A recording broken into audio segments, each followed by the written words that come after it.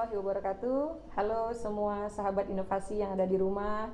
Semoga semuanya dalam keadaan sehat walafiat dan tetap semangat menjalankan aktivitas sehari-hari.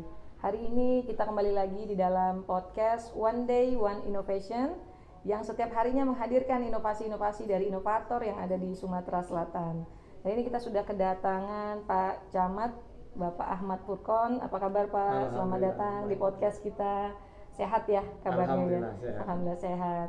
Ya, hari ini kita akan membahas inovasi yang bernama Kampung Percontohan ya Pak. Mungkin bisa dijelaskan apa latar belakangnya hingga tercipta ide nih, saya mau buat Kampung Percontohan di Kota Palembang ini. Silakan Pak. Jadi berbicara tentang inovasi Kampung Percontohan dengan mengedepankan pemberdayaan masyarakat ini awalnya timbul sejak tahun 2017. Saat itu saya menjabat di Camat Bukit Kecil sebelum di Pelaju ini. Di situ kami awalnya mempunyai program sholat zuhur dan asar berjamaah di masjid, sehingga di belakang kantor itu ada masjid kira-kira jarak 500 meter. Kami lihat perkampungan di situ agak kurang kondusif, sampah di mana-mana dan sering terbanjir. Okay. Sejalan dengan itu, ini di belakang kantor camat loh.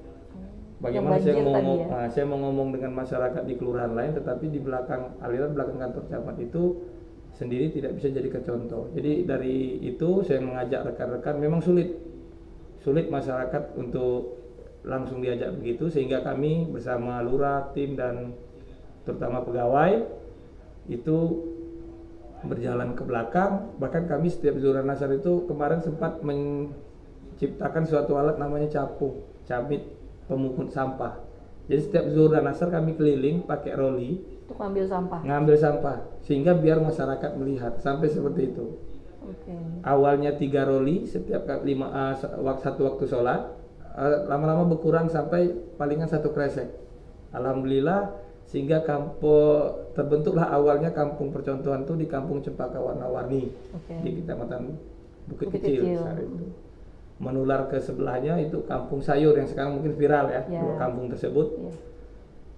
Di Pelaju saya juga mengedepankan untuk kampung inovasi tersebut, inovasi Kampung Percontohan tersebut yang memang sebenarnya itu tugas pokok dari camat itu sendiri. Tupoksi kami mensinergikan seluruh elemen masyarakat dan juga dinas instansi terkait mengkomunikasikan supaya jadi ada kampung yang kami lihat potensi, kami mengajak rembuk kampung, tokoh masyarakat di situ, ada ide-ide kita kembangkan di situ dan kita mengajak dinas instansi terkait untuk berperan aktif.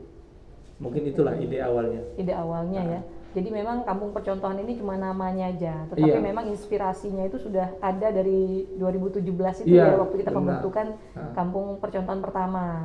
Nah, jadi memang di dalam Kampung Percontohan itu kira-kira ada apa misalnya meningkatkan kualitas hidup masyarakat yang ada di kampung tersebut, atau memang kayaknya kalau kita lihat di sini ya di studio kali ini nih ada beberapa contoh produk ya, produk unggulan ya, UMKM dari kampung tersebut. Berarti ini masyarakat di kampung itu mempunyai wadah untuk mempromosikan produk-produknya ya. Coba mungkin Pak Furqon bisa jelaskan ya apa aja nih, kayaknya di sini menarik semua ya.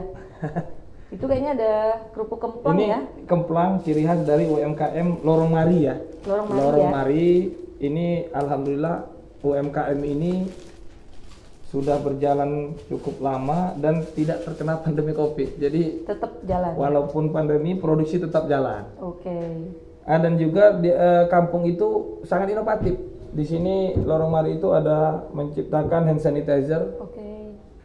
Ada juga kemarin minyak urut dari herbal ini mendapat juara 3 tingkat provinsi Sumatera Selatan pada hari rempah kemarin. Selanjutnya ada VCO, ini minyak kelapa murni ya. Dan juga hand sanitizer ada 2 varian, minyak serai dan lemon ya. Ini seluruh produk ini, yang ini Lorong Mari. Produk ini alhamdulillah banyak pemesanan, sampai yang masyarakat juga agak kewalahan untuk kalau kemplang ini dapat rekor muri ya? Nah, Kemplang ini kemarin dapat rekor muri. Oh. Jadi kita ini juga bekerja sama dengan CSR perusahaan, Mbak. Oke. Saya dengan bertahap menjalankan kampung percontohan ini, saya mendapatkan ilmu bahwa suatu orang akan membantu, CSR akan membantu apabila memang ada potensi di situ. Alhamdulillah kami mendapatkan CSR, bahkan untuk minyak urut dan hand sanitizer kita mendapatkan bantuan alat suling untuk menyaring minyak aseri tersebut. Oh, gitu. Dan juga banyak kegiatan yang banyak potensi lain seperti pengolahan barang bekas, pembuatan ban bekas, drum bekas itu menjadi tempat duduk, kursi. Bahkan kemarin terakhir masa pandemi mereka sudah memproduksi 100 lebih ban bekas yang dibuat untuk cuci tangan yang unik. Sangat menarik seperti bunga-bunga mawar gitu. Jadi dipergunakan semua ya potensi yang ada di kampung itu ya. Iya, benar. Oh, jadi yang terlibat di dalam kampung percontohan ini nggak hanya Pak Furkon aja sebagai camat, tetapi melibatkan stakeholder lain ya, baik dari dinas instansi, dari pihak dunia usaha gitu, maupun masyarakat itu sendiri. Jadi mungkin inovasinya ini membentuk mental inovator nih di kampung tersebut. Jadi masyarakat yang ada di kampung itu juga berpikir nih gimana ya caranya mau memajukan kampung kita ini dengan menciptakan suatu produk inovasi. Gitu. Jadi akibatnya yang tadinya inovasinya kampung percontohan jadi mempunyai anak-anak inovator nih. Iya, ya, benar, begitu begitu, ya. begitu ya. Begitu ya. Jadi karena kalau saya lihat nih banyak banget sudah prestasi yang dibuat dengan adanya kampung percontohan ini. Jadi mereka punya wadah ya, punya wadah seperti itu. Jadi kira-kira ada hambatan nggak nih? Biasanya kan kalau mau buat suatu inovasi itu kan ada hambatan gitu. Kira-kira apa Pak hambatannya? Kalau suka duka ya hambatan itu banyak, Mbak. Tergantung kita. Yang pasti kita bersinergi dengan masyarakat, tokoh masyarakat, stakeholder yang ada di kecamatan. Yang pasti kita berdoa dan memberikan contoh dulu, memberikan contoh. Kami juga udah membentuk di kantor camat itu pojok PKK. Di situ tempat display. Jadi miniatur kampung percontohan itu bisa dilihat di kantor camat Baju. Walaupun mungkin dengan sederhana kita sudah. Jadi misalnya mau lihat budidaya damber di kampung percontohan di kecamatan itu ada. Jadi kalau orang berkunjung, mau lihat pembuatan pupuk organik cair, kita sudah ada kecamatan. Tapi dalam skala kecil, mungkin skala besarnya nanti kita ke kampung-kampung percontohan. Oh, jadi dipusatkan ya, terintegritas di apa? Di belakang kantor camat itu ada miniaturnya. Gitu, miniatur kampung percontohan berarti. Iya. Oh, seperti. Jadi kalau seandainya memang ingin dikembangkan gitu, kira-kira harapannya dari Pak Furkon sendiri seperti apa? Harapan kami sebenarnya tujuan dari kampung percontohan ini untuk membentuk kampung-kampung percontohan di setiap kelurahan. Setelah ada kampung percontohan di setiap kelurahan, itu akan menjadi kampung percontohan di setiap kelurahan itu 2, 3, dan 4. Sehingga kerja pemerintah, camat, kapolsek, dinas kesehatan itu akan lebih mudah. Karena masyarakat itu lebih mandiri. Dalam keadaan pandemi dia bisa tetap survive. Dan juga di kampung percontohan kami ini ada kegiatan seperti Jumat Berbagi, Mbak. Sehingga ada UMKM yang kekurangan modal atau anak-anak yang orang kurang mampu, mereka sudah bisa. Karena mereka ada kegiatan sedekah kampung ya, seperti itu, mengumpulkan dana sehingga pada saat hari Jumat mereka menyalurkan itu.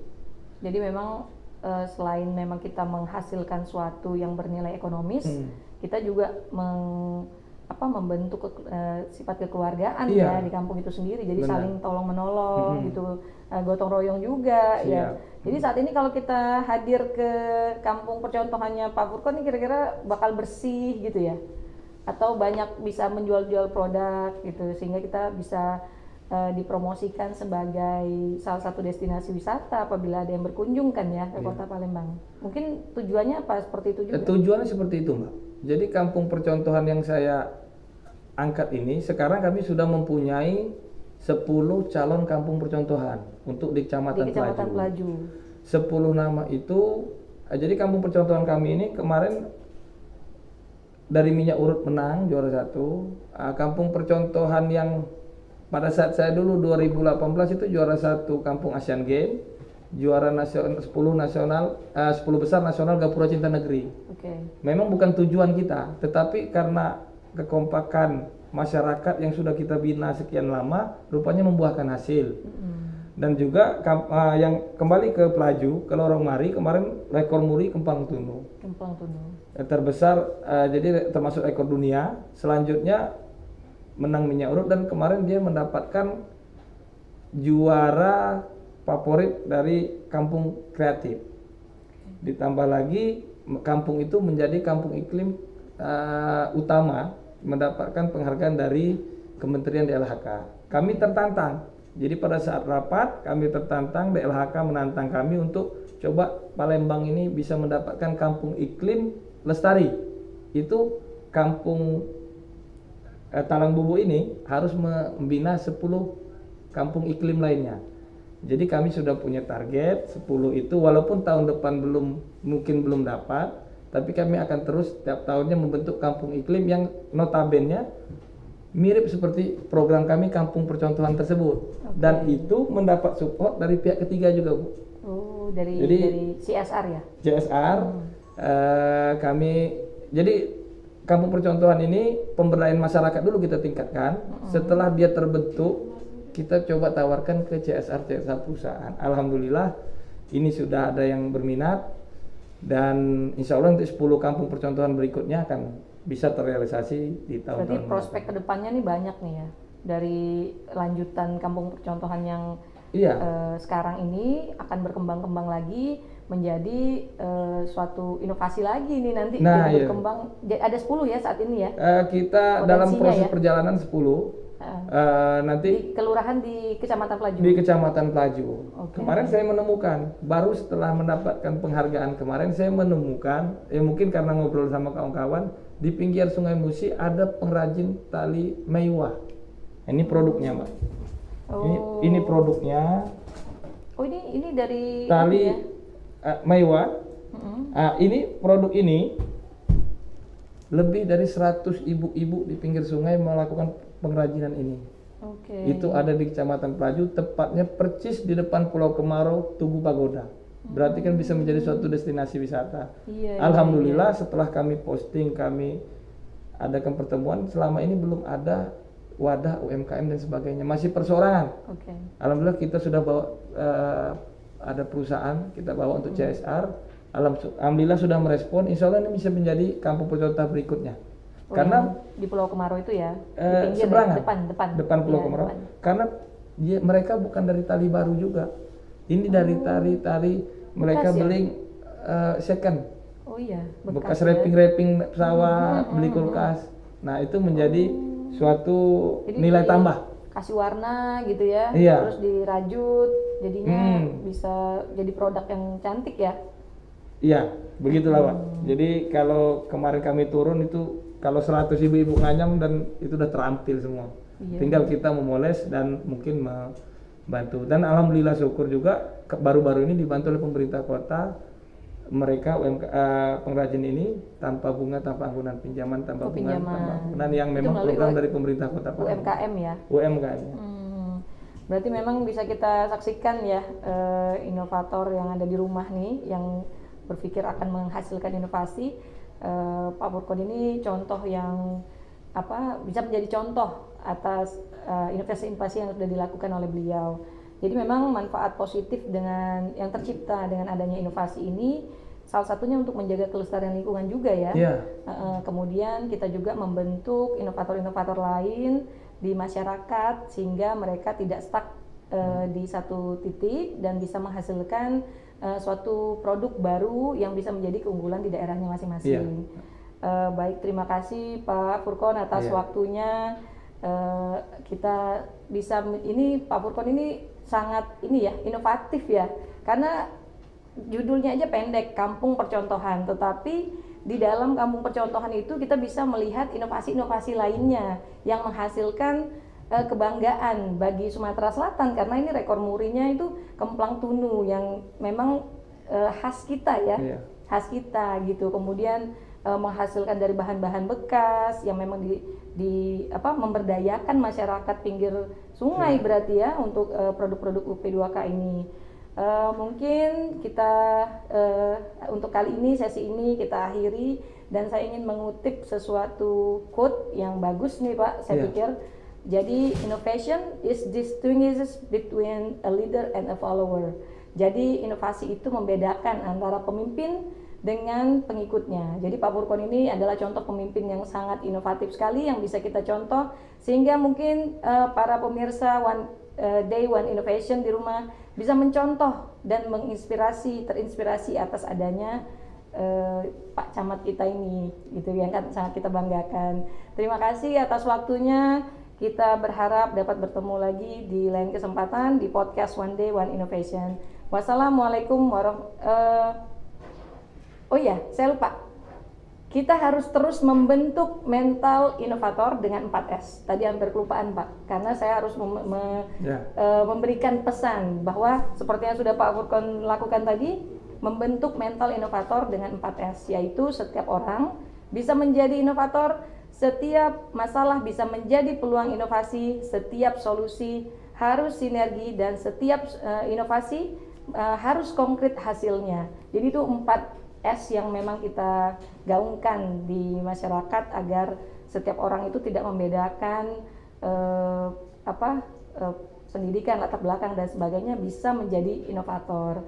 Terima kasih atas waktunya dan saya ucapkan wassalamualaikum warahmatullahi wabarakatuh. Waalaikumsalam. Terima kasih Pak.